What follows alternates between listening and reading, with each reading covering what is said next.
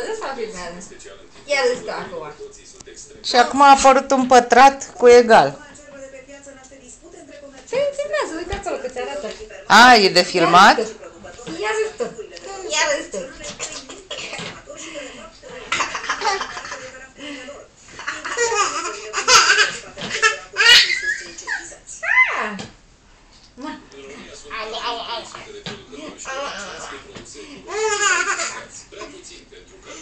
E ce râde. Au. Au. Hop așa. Hop așa.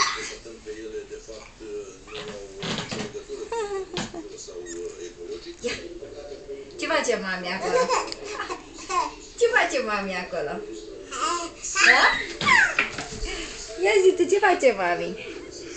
Ia râs tu.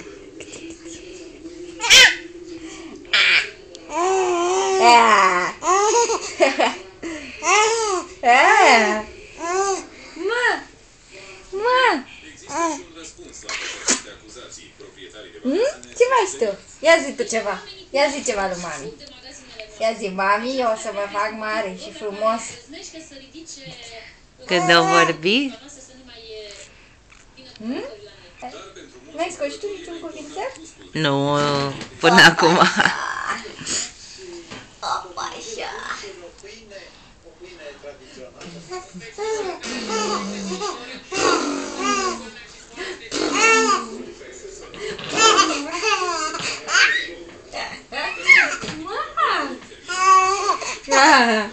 Ce te râzi tu?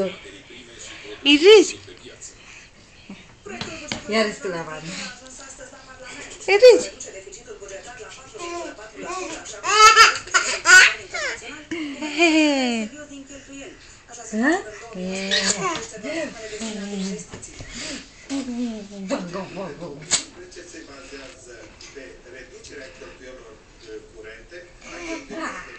Hai, gata, lasă, mai faci așa de rezervație.